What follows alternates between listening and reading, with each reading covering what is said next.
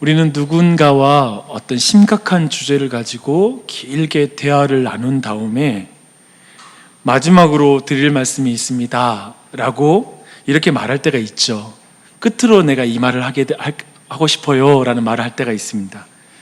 이 말은 때로는 지금까지 여러 가지 말씀드렸지만 이것만은 꼭 기억해 주셨으면 좋겠습니다 라는 의미로 강조를 의미할 때가 있습니다. 또 아니면 지금까지 많은 말씀 드렸는데요, 간단히 요약하면 이런 말씀입니다 라고 말해서 요약을 의미할 때 또 이 마지막에 이렇게 말하는 이런 표현을 쓸 때가 있어요. 아니면 지금까지 나눈 모든 말은 이 목적을 두고 한 말입니다 라고 해서 이제 모든 대화의 목적을 가리키기 위해서 마지막으로 내가 할 말이 있다고 이렇게 말할 때가 있습니다. 그렇게 보면 에베소서 6장 10절로 20절 말씀은 에베소 전체 말씀의 요약이자 목적이자 사도 바울이 강조한 내용입니다. 우리가 아는 것처럼 누군가 끝으로 할 말이 있어 할 때에는 항상 집중을 해야 돼요. 그렇지 않아요? 오늘 말씀이 끝으로 라고 하는 말로 시작하잖아요. 근데 집중을 해야 돼요. 그래서 어쩌면 지금 우리가 코로나19로 인해서 지금 흩어져서 이렇게 온라인으로 예배하고 있지만 정말 성령 하나님의 도우심 속에서 오늘 말씀에 집중하고 그리고 그 말씀을 깨달아 그 은혜가 청소년들과 그리고 모든 장년들에게 넘쳐나기를 축원합니다. 아멘. 이 끝으로, 오늘 10절에 이 끝으로를 좀 더 이해하려면 좀 앞의 내용을 대략 이해할 필요가 있습니다. 에베소서 1장부터 3장은 복음의 교리, 특별히 에베소 교회는 굉장히 다양한 구성원을 가진 교회였는데요, 그 교회를 하나 되게 하는 복음, 그 복음에 대한 교리를 말하고 있습니다. 이 복음 교리는 신자와 그리고 교회의 뼈대를 이루어요. 뭐라고요? 교리는 뼈대를 이룬다. 이걸 기억하십시오. 그럼 살은 뭘까요? 그 뼈를 채우는 살, 그게 바로 4장부터 6장의 내용입니다. 이것은 복음에 합당한 삶이 뭐냐, 특별히 에베소에서는 이것을 뭐라고 부를까요? 그 복음에 합당한 삶을 뭐라고 부르냐면 4장 1절에 그 복음에 합당한 삶을 설명하고 있습니다. 한번 펴보십시오. 4장 1절입니다. 함께 읽어볼까요? 시작. 그러므로 주 안에서 갇힌 내가 너희를 권하노니 너희가 부르심을 받은 일에 합당하게 행하여, 뭐죠? 복음 교리에 합당한 삶을 부르심을 받은 일에 합당하게 행하는 삶, 이렇게 지금 말하고 있습니다. 부르심에 합당한 삶이라고 말할 수 있겠죠? 짧게 말하면 복음 교리라는 이 뼈대에 부르심에 합당한 삶이라는 살이 붙어야 신자와 교회는 온전해지는 것입니다. 그렇겠지요. 뼈대만 있을 수가 없죠. 그리고 살이 붙어서 온전한 사람이 되는 것이죠. 5장 후반부부터 복음에 합당한 삶을 아주 구체적으로 말하고 있는데요, 아내와 남편의 관계, 그리고 부모와 자녀 관계, 그리고 종과 상전의 관계, 모든 사람과의 관계 안에서 부르심에 합당한 삶을 살아야 된다라는 것을 구체적으로 말해주고 있습니다. 그리고 나서 오늘 말씀이 들어가는 거예요. 끝으로 너희가 주 안에서와 그 힘의 능력으로 강건하여지고 하나님의 전신갑주를 취하라, 이렇게 지금 말하고 있습니다. 근데요, 10절과 11절 이하의 내용, 오늘 이 10절 끝으로 이후에 바로 이어지는 말씀의 내용을 진짜 이해하고 그리고 가슴으로 받아들이려면 사실 이 앞장의 말씀 쭉 이해할 뿐만 아니라 바로 앞에 있는 몇 가지 말씀만 읽어봐도 이 말씀이 우리 안에 절절하게 와닿을 것입니다. 5장 22절을 한번 봐보십시오. 함께 읽습니다. 아내들이여 자기 남편에게 복종하기를 주께 하듯 하라. 이 말씀대로 순종하십니까? 이 말씀 살아낼 실력 있으세요? 25절 보십시오. 남편들아 아내 사랑하기를 그리스도께서 교회를 사랑하시고 그 교회를 위하여 자신을 주심같이 하라. 이 말씀대로 우리 남편들 아내를 사랑하고 계십니까? 그리고 6장 1절 볼게요. 자녀들아 주 안에서 너희 부모에게 순종하라. 이것이 옳으니라. 우리 청소년들, 물론 이 자리에 있는 우리 모든 교우들 다 자녀들이죠. 부모들에게 그렇게 순종하셨습니까? 4절도 보겠습니다. 또 아비들아 너희 자녀를 노엽게 하지 말고 오직 주의 교훈과 훈계로 양육하라. 이런 복음에 합당한 삶을 살고 계십니까? 부르심에 합당한 이 삶을 지키고 계십니까? 우리를 굉장히 절망케 하는 말씀이 근데 6장 5절부터 아주 나옵니다. 아주 결정적인 한 방입니다. 한번 제가 읽을게요. 종들아 두려워하고 떨며 성실한 마음으로 육체의 상전에게 순종하기를 그리스도께 하듯 하라. 눈가림만 하여 사람을 기쁘게 하는 자처럼 하지 말고 그리스도의 종들처럼 마음으로 하나님의 뜻을 행하고 기쁜 마음으로 섬기기를 주께 하듯 하고 사람들에게 하듯 하지 말라. 어때요?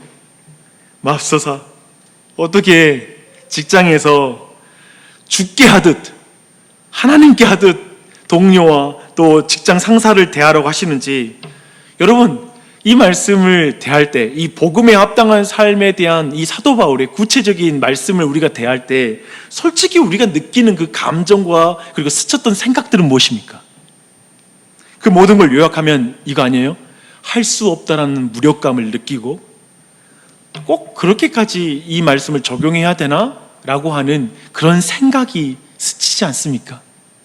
그 생각과 감정을 여러분 그대로 가지고 오늘 10절 말씀으로 들어가야 돼요. 그 느낌을 가지고 저는 오늘날 복음에 합당한 삶, 그리고 복음에 합당한 신앙 인격, 진정한 신앙, 어떤 이런 주제가 나오면 많은 교인들이 실패감을 느끼고 있다는 걸 잘 알고 있습니다. 어떤 실패감 아니면 좌절감을 느끼고요, 또 무력감을 넘어서 낙심 상태에 있는 그런 그리스도인들이 있습니다. 하나님은 그런 우리의 한계를 누구보다 잘 알고 계세요. 우리의 약함을 하나님은 알고 계세요. 때로는 이런 명령들이 너무 가혹하잖아요. 삶은 전쟁터 같고 너무나 힘겨운데 이런 상황 속에, 이런 악한 세상 속에서 이런 삶을 살라고 하는 하나님의 요구가 우리에겐 계속 부담이 되고 어느 정도 이 명령을 우리는 다 뒤로 넘겨버리고 살고 있을 것입니다. 그렇게 연약한 우리의 상태를 하나님은 알고 계세요. 그렇기 때문에 10절의 말씀이 있는 거예요. 10절의 말씀은 뭡니까? 부르심에 합당한 삶을 사는 것은 너의 능력으로 살 수 있는 것이 아니란다. 오직 주 안에서와 그 힘의 능력으로만 너는 모든 낙심을 이기고 강건해질 수 있다. 그렇죠? 우리는 이 하나님의 명령 앞에 무력한 자신을 보거든요. 그런데 우리를 하나님은 결코 그 명령을 그냥 주고 아무런 힘을 주시지 않는 게 아니라 내 안에 있어라. 그러면 내가 능력을 줄 것이다 라고 말씀하고 있습니다. 그래서 부르심에 합당한 삶은 나무의 가지가 그 나무에 붙어 있을 때 자연스럽게 열매를 맺는 것과 같은 삶이라는 걸 주님은 말씀하십니다. 이게 사도 바울에 있어서 중요한 신학이에요. 주님 안에서, 예수 안에서, 크리스토라고 말하기도 하고, 그리고 인더로드라고 말하는, 이것은 사도 바울에게 매우 중요한 신학이에요. 그래서 마치 우리가 혼자 수고하여 그러한 삶을 살 수 있다는 걸 철저히 배격하고 오직 그리스도 안에서를 강조하고 있습니다. 그렇게 스스로의 실력과 못남으로 자책하지 마십시오. 자폭하지 마십시오. 낙심하는 자리에 머물지 마십시오. 지금 그것을 말하는 것입니다. 그게 신앙이 아니에요. 내가 대단한, 우리가 생각하는 강력함과 능력은 내가 실력이 있어지는 거잖아요. 세상은 그렇게 말하잖아요. 그런데 기독교는 그렇게 말하지 않아요. 성경은 그렇게 말하지 않아요. 그리스도 안에 네가 강건하신다. 예수께 붙어 있어라 라고 이렇게 말씀하시는 것입니다. 오늘 주님 안에 거하고 그 능력을 간구하는 그 은혜, 다시 한번 그 마음들이 회복되는 은혜가 있기를 간절히 축원합니다. 아멘. 그런데요, 복음에 합당한 삶을 사는 일에는 외부적인 방해가 있습니다. 그 방해 세력이 바로 마귀입니다. 이것을 이제 사도 바울은 바로 말하고 있어요. 부부 사이, 그리고 부모와 자녀 사이, 모든 인간관계 안에서 복음에 합당한 삶을 사는데 왜 갑자기 마귀가 등장해요? 다 사람과 사람의 일 아니에요? 그쵸? 갑자기 마귀가 왜 여기서 나와? 그런 생각이 들어요. 그런 상황이에요. 사도 바울은 복음에 합당한 삶을 사는데 이 마귀가 보이지는 않지만 매우 파괴적으로 그리고 매우 강력하게 영향을 주고 있다라고 이 대적을 말하고 있습니다. 이 대적을 분명하게 의식해야 됩니다. 지금 우리의 의식을 깨우는 것입니다. 어쩌면 예배소 교회 안에 정말 그런 영적인 싸움에 대해서는 무감각하는 그런 어떤 모습이 있었을 수 있어요. 그들이 지금 깨우는 거예요. 이 대적을 분명히 의식해야 한다고 12절에서 이렇게 강조해요. 12절 보십시오. 우리의 씨름은 뭐를 상대하는 게 아니에요? 혈과 육을 상대하는 것이 아니요 통치자들과 권세들과 이 어둠의 세상 주관자들과 하늘에 있는 악의 영들을 상대함이라. 여기에서 혈과 육은 곧 사람을 말하는 것입니다. 혈과 육을 가진 사람이 너희의 주적이 아니다. 그럼 뒤에 나오는 통치자들, 권세자들은 이제 반대 개념이죠. 그럼 이 사람들은 육체를 가진 우리가 알고 있는 일반적인 국가의 통치자라고 해서는 안 돼요. 이미 앞에서 대조적으로 혈과 육이 너의 대적이 아니라고 말했기 때문에 뒤에 내용들은 뭐냐면 통치자들, 권세들, 어둠의 세상 주관자들, 하늘에 있는 악한 영들은 바로 영적인 세력을 말하는 것입니다. 영적인 주적. 우리의 진짜 싸움 대상은 바로 이 주적은 영적인 세력인데 그 세력을 여러 가지로 표현해 놨습니다. 20세기 최고의 설교자라고 불리는 로이드 존스 목사님이 예배소서 이 6장을 가지고 책을 굉장히 두꺼운 책을 쓰셨어요. 이 6장 하나를 가지고 자세하게. 근데 거기에서 이 부분에서 이런 교훈을 합니다. 사탄은 전선을 흐리게 한다. 그래서 사탄은 사람들이 자신의 존재를 의식하지 못하게 하는 전략을 쓴다. 그렇죠? 사탄은 마치 우리가 일상생활하고 삶을 살아갈 때 수없이 많은 어떠한 문제들 안에서 여기 배후의 사단과 그리고 사탄의 이 주적이라는 사실을 잊어버리게 만드는 거예요. 그리고 우리의 그저 사람만 보이게 하고 사람과 싸우게 하는 것, 사람을 물고 뜯게 싸우게 하는 게 바로 사탄의 전략이라는 걸 말하고 있는 것입니다. 사랑하는 여러분, 대적을 분명히 하셔야 됩니다. 다시 한번 우리도 깨어 있어야 돼요. 어쩌면 1년 내내 정말 사단을 대적해 본 적이 없잖아요. 우리가 어쩌면 때론 며칠씩 아니고 문제를 당했을 때도 그 배후의 역사하는 사탄을 한 번도 생각하지 않고 지나갈 때가 많습니다. 여러분, 대적을 분명히 하십시오.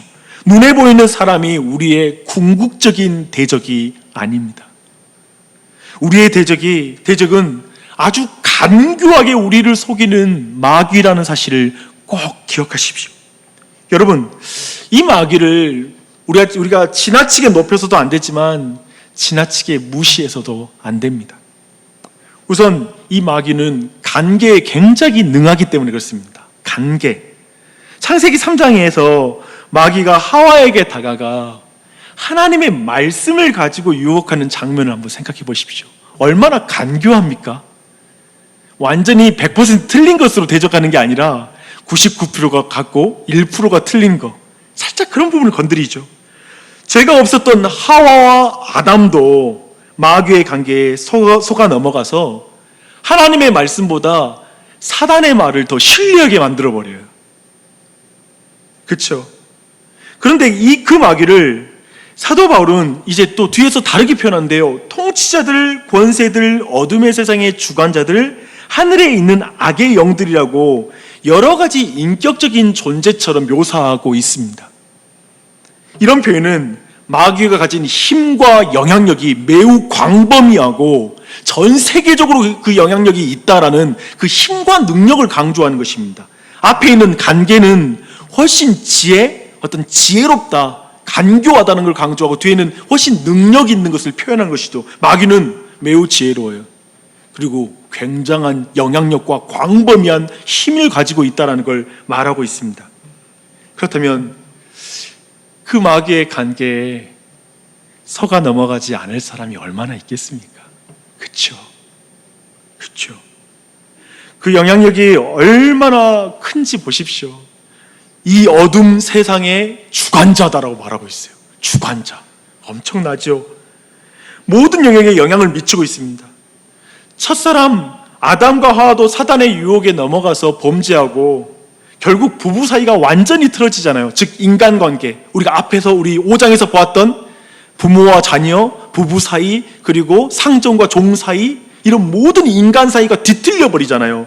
이런 사단의 일들은 오늘날에도 여전하다는 거예요. 지금도 마귀는 그렇게 부부 사이와 형제 사이, 교우 사이, 이웃 사이를 깨뜨리고 파괴합니다. 간교하게, 그리고 매우 강한 능력으로 그 일을 행하고 있습니다. 누구도 신뢰하지 못하는 사랑이 식은 세상으로 지금 이 말세에 그렇게 만들고 있습니다.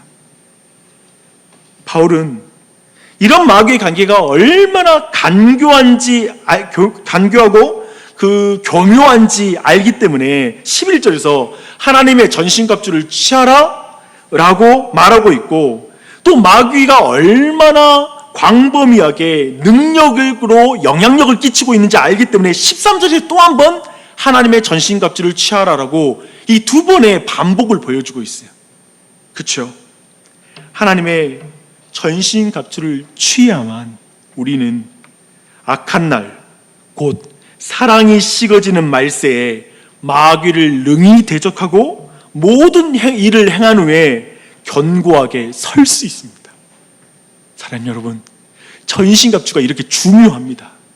그러나 기억하십시오. 마귀의 권능은 강력해요. 하지만 하나님은 전능하십니다. 우린 그분을 믿죠. 잠깐 정리를 하겠습니다. 복음에 합당한 삶을 살아야 돼요. 문제는 우리 실력으로 그 복음에 합당한 삶을 살 수 없다라는 거예요. 그래서 주님은 말씀하십니다. 나는 포도나무요 가지라 너희는 가지라. 그가 내 안에 내가 그 안에 거하면 사람이 열매를 많이 맺나니 나를 떠나서는 너희가 아무것도 할 수 없느니라. 할렐루야. 우리는 우리 주님 안에 거해야 돼요. 주님께 붙잡혀 있어야 돼요. 꼭 그분 안에 거해야 돼요. 주님의 능력 안에서만 우리는 강해질 수 있습니다. 할렐루야. 그런데 복음에 합당한 삶을 살 때 외부의 적이 있다는 걸 봤습니다. 마귀입니다. 마귀의 관계는 매우 간교하고 능력이 있고 영향력이 있어서 광범위해서 모든 인류가 매사에 모든 영역에서 이 마귀의 관계와 영향력을 벗어날 수가 없어요. 굉장히 치밀합니다. 그런데 주님은 이 사탄과 이 싸움에 우리를 도움 없이 그냥 보내지 않았어요. 이게 은혜로운 거예요. 주님은 자신의 무기를 입혀서 보내신다는 게 오늘 말씀입니다. 주님이 자신의 무기를 입혀 보내셨다는 사실을 꼭 기억하십시오. 저는 오늘 말씀 보는데 제일 먼저 받았던 은혜는 이 지점이었어요. 주님은 그냥 나에게 전장터로 보내지 않는다. 얼마나 무책임해요. 아무런 무기를 들려보내지 않는다라는 것. 그렇죠? 사도 바울은 오늘 말씀을 할 때 분명 로마 군대의 그 전신갑주를 분명히 생각하고 썼습니다. 그뿐 아니라 사실 좀 더 넘어서 이사야서에 나타나는 하나님의 전신갑주를 또한 염두에 두고 이 말씀을 썼다고 믿습니다. 이사야서에 하나님이 이렇게 등장해요. 하나님은 자기 백성을 위해서 친히 갑옷을 입고 대적을 향해 나아가서 싸우는 전사로 묘사하고 있습니다. 그 말씀을 제가 읽어드릴게요. 59장 17절인데요. 공의를 갑옷으로 삼으시며 구원을 자기의 머리에 써서 투구로 삼으시며 보복을 속옷으로 삼으시며 열심을 입어 겉옷으로 삼으시고. 공의의 갑옷, 구원의 투구, 보복의 속옷, 그리고 열심의 겉옷. 물론 이것이 에베소서의 전신갑주와 구체적으로 다 꼭 들어맞지는 않습니다. 그러나 지금 사도 바울은 하나님께서 친히 악한 영을 대적해야 할 신자들에게 그리스도 안에서 하나님께서 방어와 공격을 할 수 있는 모든 무기를, 그 장비를 우리에게 입혀주셨다라는 걸 분명히 강조해서 말하고 있는 것입니다. 주님은 말씀하십니다. 마귀는 강력하다. 그러나 나는 전능하다. 내가 내 옷을 내게 입혀줄 것이다. 그러니 전신갑주를 입으라 라고 이렇게 말씀하시는 것이죠. 그렇죠? 이 모든 것에 대한 은혜의 마음, 이 마음으로 이제 말씀의 구체적인 그 무기, 전신갑주의 무기의 대략을 한번 살펴보도록 하겠습니다. 제일 먼저 진리의 허리띠가 나옵니다. 원어로 보면 진리로 허리를 동이라 라는 그런 의미지, 띠라는 것은 여기에 나타나지는 않습니다. 하지만 허리를 동이다는 거 안에 진리의 허리띠를 충분히 연상할 수 있죠. 로마의 옷 자체가 원래 그 통으로 입는 거예요. 여러분이 아시다시피 막 이렇게 크게 걸쳐 입잖아요. 근데 허리띠로는 이 흘러내리는 옷을 꼭 정리해서 묶어주는 역할이 바로 허리띠의 역할입니다. 병사의 경우에는 여러 가지 무기를 휴대해야 했기 때문에 허리띠의 중요성은 더욱 중요하죠. 그렇죠? 여러 가지를 차니까요. 그렇다면 허리띠는 이런 의미죠. 우리의 삶을 정리하고 묶어주어 집중력을 갖고 어떤 일을 행하게 하는 그런 것이 바로 허리띠의 기능이라고 볼 수 있습니다. 그렇죠? 그런데 그 허리띠 앞에 진리의 허리띠, 진리에라는 이 수식어가 붙어 있습니다. 이 진리는 무엇일까요? 이 진리는 에베소서 안에서 살펴보면 1장 13절에 이 진리가 나와 있어요. 진리의 말씀, 곧 구원의 복음을 듣고 그 안에서 또한 믿어 약속의 성령으로 인치심을 받은 것. 우리가 복음을 듣고 그것을 믿어서 약속의 성령으로 인치심을 받은 것이 진리예요. 아멘이십니까? 아멘. 그렇다면 그리스도의 군사들은 구원의 복음을 듣고 그 안에서 약속의 인치심을 받았다라는 것을 굳게 붙잡아야 돼요. 지금 허리띠를 딱 매잖아요. 굳게 맸잖아요. 그것처럼 그 진리를 우리를 굳게 매야 된다는 걸 말하고 있습니다. 사탄은 온갖 방법으로 이 진리를 흐리게 하려고 할 것입니다. 그러나 기억하십시오. 내가 예수를 믿어 구원을 얻고 그리고 성령님으로 나를 인쳐주셨어. 아멘. 그 믿음으로 우리가 대적을 싸울 수 있다는 것입니다. 그러니 진리를 붙잡으십시오. 이 진리가 우리의 삶을 정리해 줄 것이고요, 묶어줄 것이고요, 우리의 삶의 모든 어떤 헛된 어떤 에너지의 어떤 허비가 아니라, 낭비가 아니라 우리 삶을 묶어서 정확한 인생의 방향으로 대적과 정확히 싸울 수 있도록 우리의 마음을 가볍게 집중할 수 있도록 도와줄 것입니다. 진리로 허리를 동이십시오. 아멘. 그리고 의의 호심경을 말합니다. 이것은 호심경이라는 게 가슴막이잖아요. 가슴막이. 이 가슴막이는 폐와 심장과 그리고 장기를 보호하는 그런 기능을 가지고 있습니다. 근데 이사야서에 아까 우리가 보았던 말씀 59장 말씀에 공의로 갑옷을 삼으라 라는 그 말씀이 있는데요. 여기에서 이 갑옷이 바로 이 가슴막이입니다. 에베소서에서 의의 흉배, 그리고 이사야서에도 공의의 흉배를 말하고 있는 것이죠. 그렇죠? 그다음에 에베소서의 이 의는 하나님과의 바른 관계 안에 들어가 있다는 말입니다. 의란 그것이에요. 하나님 앞에 의인으로 서 있는 것입니다. 우리는 이 의가 어떻게 우리에게 주어진지 알고 있죠. 사실 우리 모두 죄인이잖아요. 근데 성경에서는 죄를 한 번도 짓지 않은 자를 의인이라고 부르는 게 아니에요. 다윗이 의인이에요. 하지만 그는 죄를 지었죠. 근데 그는 하나님과 바른 관계 안에 있어요. 이게 키예요. 죄를 한 번도 짓지 않고 실패를 한 번도 안 한 사람이 의인이 아니라 하나님과의 바른 관계, 즉 하나님의 은혜를 구하는 자, 하나님의 도움을 구하는 자가 의인인 거예요. 성경이 말하는 의인은 그것이에요. 그래서 우리는 이 의가 하나님께서 주시니, 즉 예수 그리스도가 십자가에 달려 내 죄를 위해서 죽으셨고 내가 지켜야 될 율법을 다 지키심으로 말미암아 그가 얻으신 의를 내가 예수님 믿을 때 나에게 주신다.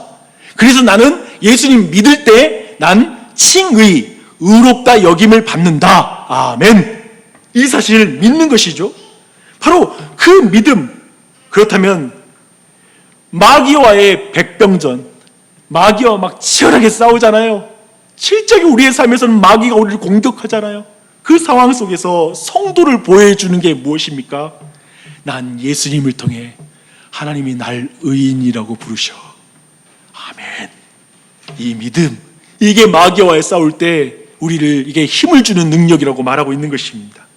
이처럼 굳건한 가슴마귀가 어디 있겠어요? 사실 인생을 생각해 보세요. 우리 모두 치명적인 내 인생의 위기를 막으려고 온갖 보험을 들고 온갖 가슴마귀를 우리는 구입하잖아요. 아니요. 그 어떤 가슴마귀보다 예수 그리스도로 말미암는 의가 우리에게 가슴마귀가 되는 줄 믿습니다. 그 믿음이 넘치시길 바랍니다. 그 의의 가슴마귀를 입으십시오. 아멘. 그 다음 장비가 신발입니다. 로마 군인들은 그 여러 겹의 가죽을 이렇게 덧대서 만든 두꺼운 밑창에 징을 박았다고 합니다. 그래서 이걸 뭐라고 부르냐면 칼리가라는 장화를 신었습니다. 근데 그 기능은 이제 육탄전이 벌어졌을 때 부딪히잖아요. 그리고 이제 방패를 들고 적군이 달려올 때 지킬 때 이제 땅에서 미끄러지지 않고 확고하게 그 자리에 설 수 있도록, 거기에서 버틸 수 있도록 하는 그 능력을 이 장화가 주는 거예요. 칼리가가 주는 거예요. 그리고 또한 이게 징이 박혀 있으면 힘있게 앞으로 치고 나갈 수 있는 기동력을 가져온다는 걸 충분히 우리는 이해할 수 있습니다. 근데 바울은 특별히 그 칼리가를 이 말씀에서 언급하는 건 아닙니다. 하지만 바울은 신발 앞에 그리고 더해서 뭐라고 말하냐면 평안의 복음이 준비한 것으로 신을 신으라 라고 이렇게 말씀하고 있습니다. 평안의 복음의 신으로 신을 신으라. 이게 무슨 말일까요? 저는 굉장히 이게 제일 어렵더라고요. 말 자체가 되게 어려운 말이에요. 평안의 복음이 준비한 것으로 신을 신으라. 우선 이것을 많은 사람이 복음을 전하는 것을 전하기 위한 준비, 복음을 전하는 것이 바로 영적 전쟁에서 실질적인 공격이다, 그런 의미도 되잖아요. 복음을 전해버리는 게 공격일 수 있고 그럴 수 있잖아요. 근데 예배소서는 그 맥락이 아닙니다. 악한 영들과 싸우는 문맥 안에서 이 말씀을 주시는 거예요. 그렇다면 이걸 주목해서 해석한다면 이런 의미가 될 거예요. 평안의 복음이 그것을 믿는 사람에게 로마의 군병이 신은 신발 칼리가처럼 견고함을 준다. 복음의 신을 신다는 건 복음으로 말미암아 내가 견고해진다. 사단이 나에게 밀고 들어올 때 나로 하여금 버텨 서게 만들 수 있도록 내게 견고함을 주는 게 평안의 복음이다. 그리고 그 복음으로 말미암아 넌 확고부동할 수 있다. 그리고 힘차게 발걸음을 내딛어서 밀어붙일 수 있다. 평안의 복음이 바로 그러한 능력이다라는 걸 말하는 의미로 이 영적 전쟁에서 해석할 수가 있을 것입니다. 사랑하는 여러분, 영적 전쟁에 우리가 밀리죠. 어쩌면 힘이 부족하고 미끄러지잖아요. 자주 넘어지죠. 우리에게 필요한 건 평안의 복음이에요. 여러분, 두려워하지 마십시오. 주님이 우리를 평안케 하시는 그 복음이 우리를 견고하게 만듭니다. 그 복음을 붙잡는 것이죠. 평안의 복음이 준비한 신을 다시 신으시기를 축원합니다. 아멘. 이제 다음에 나오는 건 이제 모든 것 위에, 이런 표현을 써요. 모든 것 위에 믿음의 방패를 가지라 라고 말합니다. 로마 군인은 전신을 보호하는 직사각형 방패를 사용했습니다. 길이가 대략 120cm, 물론 더 짧은 것도 있습니다. 그리고 폭이 대략 75cm예요. 근데 오늘 말씀 보니까 이 모든 것 위에 라고 말했으니까 모든 어떤 몸에 부착하는 것 위에 말한 걸 봐서 110cm 정도, 120cm 되는 굉장히 긴 방패를 말합니다. 그리고 두께는 나무판 2개 정도를 덧대요. 그리고 그 겉면에 천을 씌우고 또 거기 위에 소가죽을 씌웁니다. 그래서 실제 전장터에 나갈 땐 그것을 물에 흠뻑 적십니다. 그리고 나가서 싸울 때, 왜냐하면 적군들이 불화살을 썼는데요, 불화살 끝에는 송진이나 그리고 발화물질을 함께 붙여요. 그래서 그것이 맞을 때 예를 들면 튀겨서 사람의 몸이 전체가 붙어버리도록 그렇게 만들기 때문에 그 방패에다가 물을 적시는 것이죠. 마귀는 불화살을 쏘아요. 저는 그런 생각이 들더라고요. 첫사람, 제일 먼저 마귀의 불화살 맞은 사람이 저는 하와라고 생각해요. 하와가 이 불화살을 딱 맞자 하나님의 선하심을 의심하기 시작하면서부터 마음에 불신이 순식간에 번져버립니다. 불과 같죠, 그렇죠? 마귀의 말이라는 게 불과 같아서 순식간에 마음을 사로잡아 버리는 거예요. 오늘날도 사탄은 계속해서 하나님 말씀을 의심하게 만듭니다. 그렇죠? 거짓말로 속여요. 근데 우리 마음에서 이제 그렇게 의심의 불이 댕겨졌을 때 그 불을 끄는 게 뭐라고요? 믿음의 방패. 믿음의 방패로 그 불을 끄게 만들 수 있는 거예요. 복음을 통해 드러난 하나님의 사랑과 능력을 전적으로 신뢰하는 것, 그것이 믿음이죠.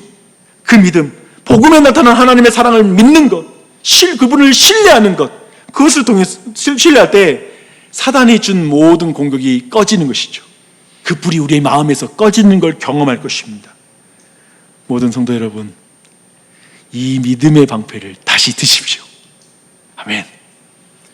그리고 나서 구원의 투구에 대해서 말하고 있습니다. 구원의 투구를 보는데 데살로니가 전서 5장 8절을 보니까요, 사도가 주님의 재림을 기다리는 성도들에게 이와 똑같은 말을 하더라고요. 구원의 소망의 투구를 쓰자. 구원의 소망의 투구를 쓰자. 데살로니가 전서에서 사도는 우리의 구원이 장차 얻게 될 미래의 것이라고 말하면서 구원의 소망을 가지고 그 투구를 말하고 있고, 그런데 에베소서에는 이미 받아 누리고 있는 구원의 투구를 쓰는 거예요. 구원의 소망의 투구라고 표현하지 않잖아요. 굳이 구원의 투구라고 말하는 거예요. 이미 내가 얻었다라는 거예요. 내가 입었다라는 거예요. 구원을 입었다라는 의미이죠. 구원을 썼다라는 거예요. 근데 이 두 가지 내용이 다른 내용이 아닙니다. 성경에서 말하는 구원은 이미 시작되었고, 이미 받았고, 지금 내가 구원을 이루어가고, 그리고 구원을 완전히 완성하는 것, 재림하실 때 완성하는 것, 이 모든 걸 구원이라고 말하기 때문에 그렇습니다. 그렇죠? 특별히 우리가 치열하게 영적 전쟁을 하다 보면 마귀는 우리의 구원의 확신을 흔듭니다. 네가 정말 구원받은 사람 맞아? 끊임없이 우리에게 구원을 흔들어요. 근데 그 순간에 지금 내 모습은 지금 불완전해 보이지만 내 구원의 완성은 이미 있어. 난 이미 구원 받았어. 그리고 나는 완전히 모든 연약함을 벗어버리고 예수 그리스도 안에서 완전해질 거야 라고 이 구원의 확신 가운데 바로 모든 그 불화살의 공격을 이길 수가 있는 것입니다. 마귀의 공격을 이기는 것입니다. 구원을 이미 소유한 것이 우리를 낙심하지 않게 만들고 견고하게 믿음의 싸움을 싸우게 만들어줍니다. 여러분, 이걸 경험해 보신 적 있으세요? 저는 이게 실질적이라는 걸 믿습니다. 그러니 구원의 투구를 쓰십시오. 아멘. 이제 전신갑주의 마지막 장비에 살펴볼 차례입니다. 성령의 검입니다. 이건 로마 군인들이 사용하던 그 검들은 길이가 약 60cm이고요. 폭이 5cm 정도입니다. 이 칼은 공격과 방어를 동시에 할 수 있는 무기이죠. 근데 이 신자가 잡아야 할 검은 성령의 검 말씀이라고 이렇게 말하고 있습니다. 마귀의 유혹을 물리치는 일에 또 유일한 공격 무기이기도 한 이 성령의 검, 이건 강력한 무기입니다. 우리는 그 예를 예수님을 통해서 배울 수 있어요. 예수님이 이제 40일 동안 금식한 이후에 성령에 이끌려서 광야에서 이제 마귀의 시험을 받잖아요. 그렇죠?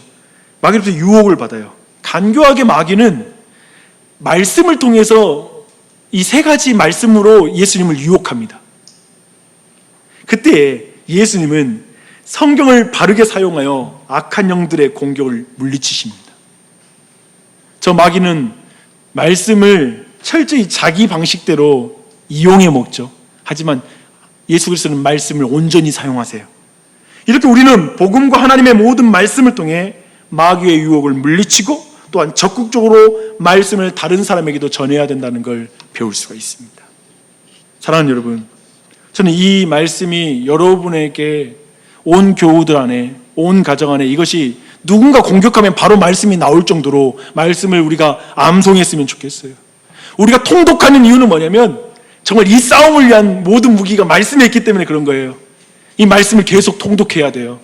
부지런히 읽어야 돼요. 할 수 있는 대로 묵상해야 돼요. 그리고 성도들끼리 서로 계속 말씀으로 교제를 해야 돼요. 그래서 사단이 공격하면 말씀이 나오도록, 말씀으로 분별할 수 있도록 이 싸움을 하게 하는 것이 바로 이것입니다. 말씀의 검을 잡으십시오. 아멘.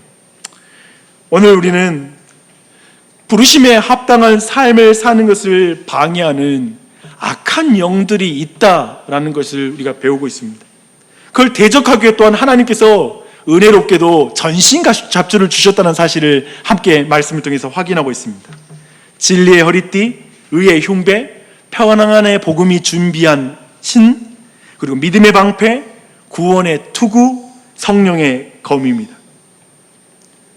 저는 이 시간에 제가 이 내용들을 좀 고백문으로 읽어볼게요. 이것을 고백으로 바꿔봤어요. 사실 앞에 있는 이런 전신갑주는 비유잖아요. 그 의미적인 내용으로 한번 고백을 만들어봤습니다. 여러분이 부분 여러분 마음으로 아멘으로 화답하시길 바랍니다. 주님, 저는 진리의 말씀 곧 구원의 복음을 듣고 그 안에서 또한 믿어 약속의 성령으로 인치심을 받은 것을 믿습니다. 그 진리로 내 삶을 묶어 주님께 집중하겠습니다. 주님, 저는 예수님의 공로로 의롭다 칭한 의인입니다. 그 의가 나의 마음과 감정, 영혼을 모두 지켜주는 줄 믿습니다. 주님, 저는 이 복음만이 제 인생을 세상 풍파, 사탄의 공격에 맞서 흔들리지 않게 하는 줄 믿습니다. 날 견고하게 하는 줄 믿습니다. 힘차게 움직일 수 있는 능력이 복음에 있는 줄 믿습니다. 주님, 저는 복음에 드러난 하나님의 사랑과 신실함을 믿습니다. 그 사랑에서 어떤 피조물도 끊을 수 없는 줄 믿습니다. 주님, 저는 볼품없지만 예수님의 공로로만 의인이 될 줄 믿습니다.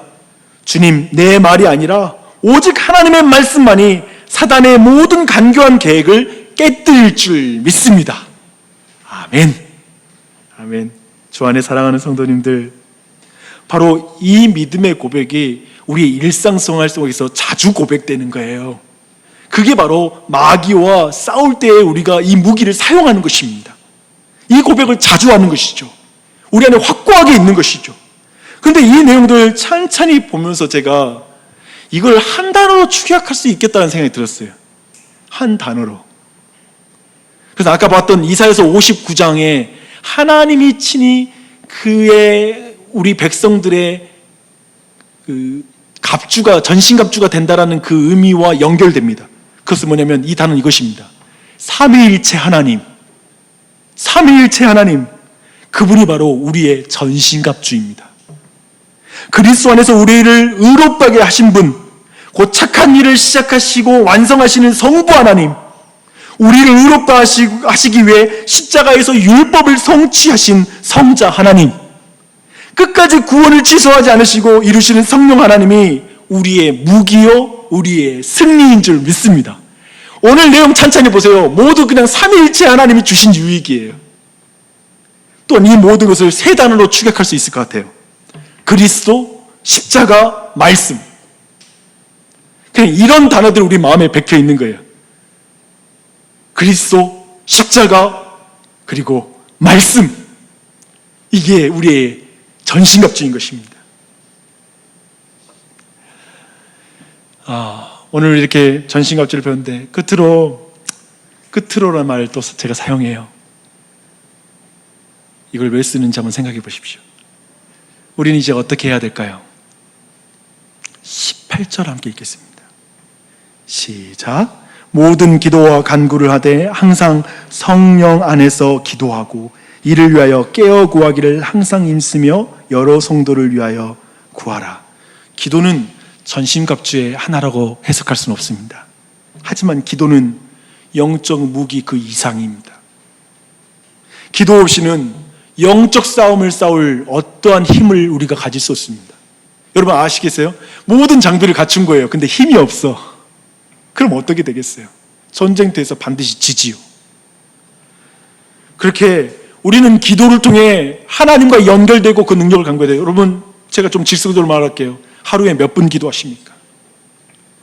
하루에 몇 분 기도하십니까? 일주일에 몇 분 기도하십니까? 지금 그 기도로 이 싸움을 싸울 수 있을까요? 힘 없이 우리에게 어떤 조건을 가지고 될 수 있을까요? 아니라는 거예요. 그리고 사도 바울은 강조해서 말합니다. 여러 성도를 위해서 기도하라. 여러 성도를 위해서. 저는 그 전신갑주의 비유에서 우리가 놓치지 말아야 될 거 뭐냐면 우리 모두가 병사인데 그 병사란 말은 뭐냐면 우리가 군대라는 사실을 기억하는 거예요. 철저히 공동체 가운데 주어진 명령이라는 거예요. 그래서 우리 군대로서 우리는 이 영적 전쟁을 치르고 있는 것입니다. 그러니 우리는 교회에 속해야 돼요. 교회 안에 있는 거예요. 군사가 한 명으로 나가서 대적의 저 어마어마한 대적을 싸워서 이길 수 있는 게 아니라는 거예요. 그래서 우리는 어쩌면 함께 로마 군대 생각해 보십시오. 방패를 딱 달고 쉴드라는 말을 외치죠. 쉴드라는 말은 뭐냐면 방패를 앞에 딱 막아서는 거예요. 굳게 세고 이제 밖에서 말을 타고 오거나 대적들이 달려오는 거예요. 쉴드 할 때 전부 다가 스크럼을 짜는 거예요. 그때는 개개인도 중요해요. 개개인이 자신의 자리를 막아서야 돼요. 그리고 함께 연결된 선이 그것이 굳게 지켜져야지만이 한쪽이 무너지면 모든 게 무너지기 시작하는 거예요. 그래서 함께 그 일을 감당하는 것입니다. 저는 왜 굳이 로마의 이 군장기를 통해서 영적 정의를 설명했는지 조금 묵상하면서 이런 생각이 들었습니다. 모든 게 백병전과 관련이 있더라고요. 기병으로 설명하지 않고요, 보병으로 설명해요. 영적 전쟁은 백병전과 비슷합니다. 피 튀기는 싸움이에요. 매일매일 내가 부딪히는 사람들 안에 이런 영적 전쟁이 거기 안에 있다라는 거예요. 그리고 그 상황 속에 이건 서로를 찌르고 또 찔림을 때 피를 철철 흘리는 어떤 그런 피비린내 나는 그 전장터를 한번 상상해 보십시오. 어쩌면 그걸 보니까 우리네 삶이 더 와닿더라고요. 이 세상의 불의와 모순, 압박, 그런 것이 가득한 땅이 아닙니까? 정말 하나님 뜻대로 살아가려고 할 때 온갖 방해와 공격을 받지 않습니까? 정말 힘들어요. 어려워요. 그러나 자신의 자리를 지키십시오. 또한 그 일을 위해 공동체가 있음을 기억하십시오. 함께 서십시오. 우리는 한 교회인 것입니다. 하나님은 이렇게 분명히 하나님은 이 싸움이 어렵다라는 걸 말씀해 주시죠. 그래서 이것이 얼마나 어려운 일인지 알고 계시죠. 그렇기 때문에 하나님은 우리에게 내 안에 거하라라고 말씀하셨고, 선물, 두 번째 전신갑주를 우리에게 주셨고요. 그리고 세 번째 기도를 주셨어요.